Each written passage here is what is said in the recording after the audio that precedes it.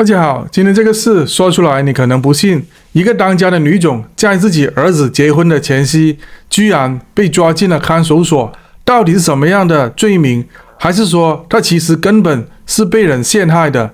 更离奇的是，这一切竟然跟一顿饭、2个女人，还有一张公文密切相关。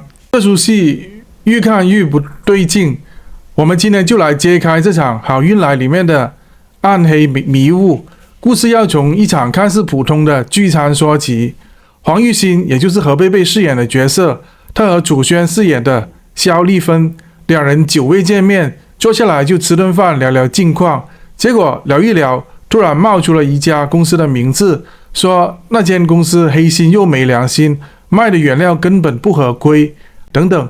问题就出在这家公司叫做商昌。刚好江宏轩，也就是吴镇浩饰演的角色，正在跟进开发的合作伙伴之一。而江宏轩是谁呢？是庄家明的心腹爱将。这个巧合会只是巧合吗？还是其实已经埋下了炸弹？那晚饭后没多久，事情就一发不可收拾。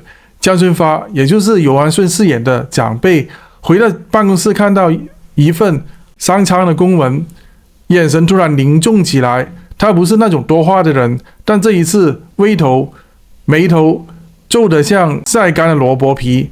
他开始怀疑这份公文是不是有什么猫腻。偏偏肖丽芬这个时候早就留下了心眼，趁机偷拍公文，私下送去检举。是的，没错，他不是在开玩笑，是直接往相关单位送。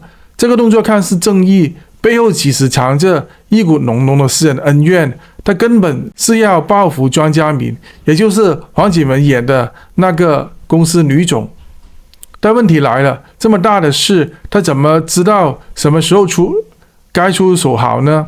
为什么他会知道那张文件的位置？是不是早就盯上了很久？更吊诡的是，这一切都发生在什么时候？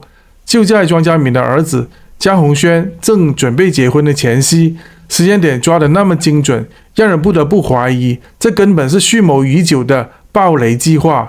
而检调也不是吃素的，收到检举之后，立刻展开了行动，不是等你开完婚礼、拍完婚纱，是直接雷霆出击。一瞬间，公司的气氛骤变，喜气变成了压力锅，谁都不知道下一个会不会轮到自己被调查。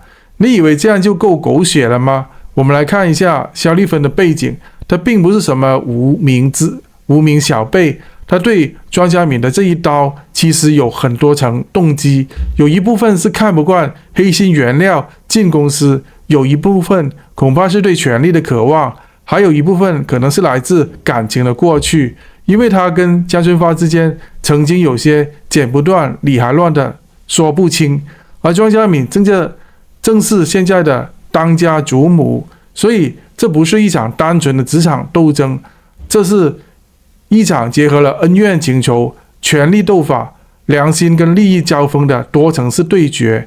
我们先别急着帮谁说话，在华语地区的商场剧、家庭剧里头，像这样的旧爱成敌、现任陷阱、婚礼成局的剧情并不少见。你还记得《娘家》里面的唐家斗法吗？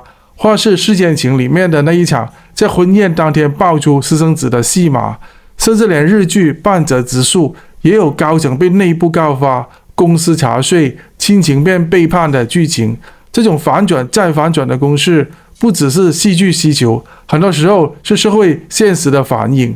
只是这一次好运来的操作手法实在太刚好了，太精准了，难不成有什么人早就布好了局？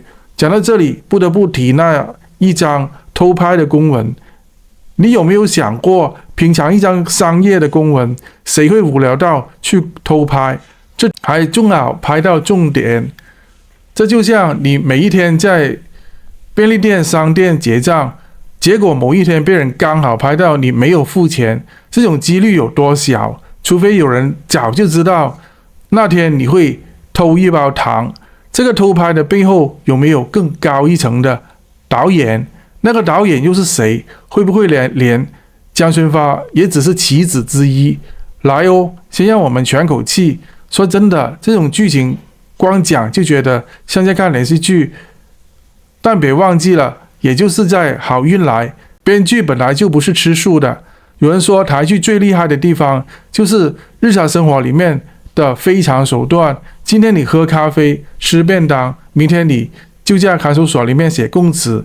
但这也让我们想一想，我们身边会不会也有这样的肖丽芬，平常跟你哈哈跟你说笑，一转身就把你卖去隔壁办公室，而且你还不能生气，因为他会说我只是正义检举。不过观众朋友们，你们一定要跟我一样，最关心的还是庄家敏到底有没有问题，他是被冤枉的还是真的踩到了红线？